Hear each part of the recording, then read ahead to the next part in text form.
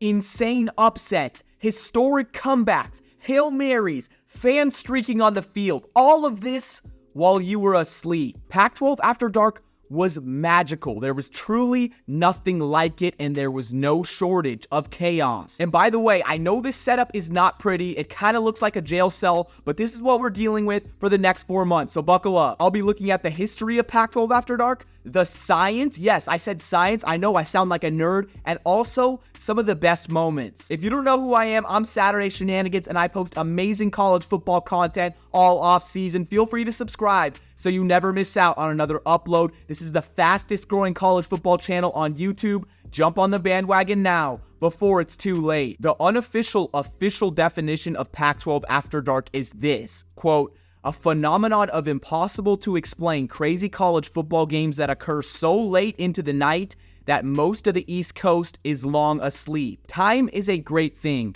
So let's talk about it for college football. There are 3 major windows when big games take place. We are going by Eastern time, starting out with 12 o'clock at noon, which would be 9 o'clock on the West Coast for those people waking up. This is the game that happens right after college game day. Gets your day started. Then next, 3:30 p.m., 12:30 on the West Coast, the midday wave of games. And finally, 8 o'clock Eastern, this is your ESPN Saturday Night Football, or also 7:30 for your Fox game. And the last one that I didn't mention, it's pretty controversial, the 10:30 p.m. window. That is so late on the East Coast. And this is exclusive to the Pac-12 conference and the Mountain West Conference. But of course, since the Pac-12 was a Power 5, it gets the attention. But who cares if it's late on the East Coast? This is West Coast football. However, there were some public issues. When the Pac-10 turned to the Pac-12 by adding Utah and Colorado in 2011,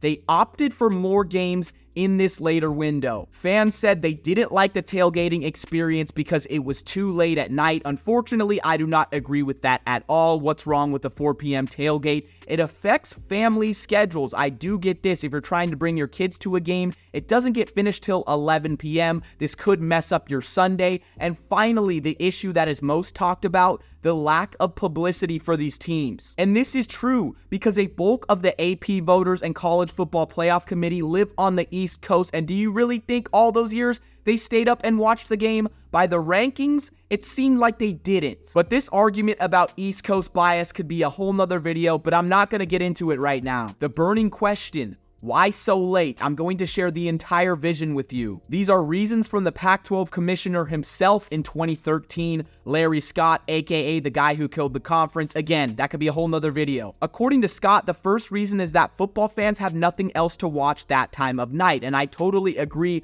I have no clue what I'd be doing if there was no Pac-12 After Dark. Probably doing some bad stuff like getting out the lotion and the tissues, but we don't talk about that. Second, contrary to popular belief, these games actually get better ratings than they would earlier in the day because of less competition, and this totally makes sense. The third reason is plain and simple. ESPN and Fox wanted it that way because of the media rights contract that they signed with the conference. And what ensued from this is the most chaotic college football ever seen. On October 11th, 2014, a revolution started on Twitter titled #Pac-12 After Dark. Every Saturday night, we would see top teams get upset by teams that had no business winning the game. We saw games that were 60-59. We saw games go into triple overtime. We saw fans streaking on the field. It was intense. Everyone knew that when the East Coasters went to bed and these games were on late, something wild was about to happen. You had to be on your toes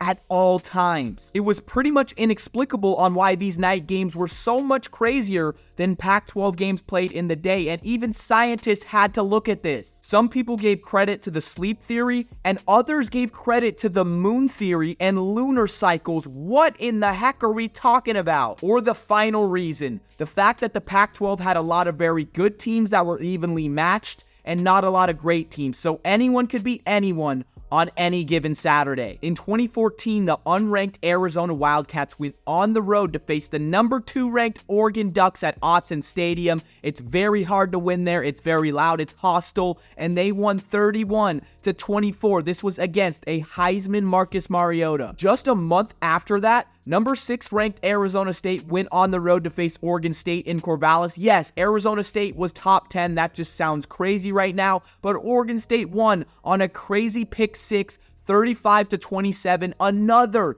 unranked versus top 10 upset. This next one is absolutely nuts. On September 21st of 2019, UCLA, who was 1-2, went on the road to face Washington State, who was ranked in the top 25. Washington State led the game 49-17 with 6:52 left to go in the third quarter, and they had a 99.8% chance of winning. UCLA made arguably the greatest comeback in college football history and won 67-63. This one is probably still all fresh in our head. On October 13th of 2023, it was on a Friday. Yes, Friday the 13th.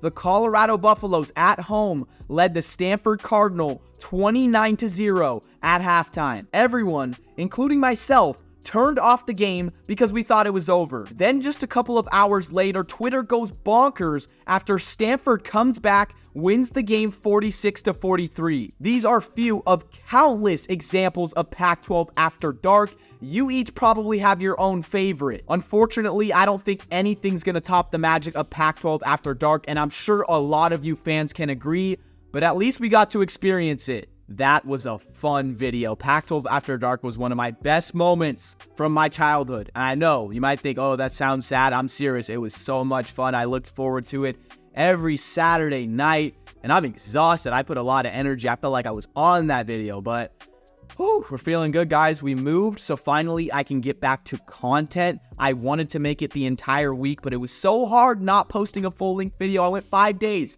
I haven't gone 5 days without posting a video since I made my channel back in September of 2023. It was really weird, but during that time, some videos hit the algorithm, like the Cormani McLean, Colorado video. So if you were here from that, let's go. You're my dog. A lot of comments that I have to read, a lot of comments, but things were still buzzing on the channel, so I'm super excited. And from this room that I have now, not a pretty setup, but we're dealing with it, and we're gonna do it all off season long. You already know the drill. Make sure to like, comment, subscribe, share, so this can reach as many college football fans as possible. Thank you all so much for reaching the end of the video. I've been Saturday Shenanigans, your home for unfiltered college football content, and I'll see you guys soon.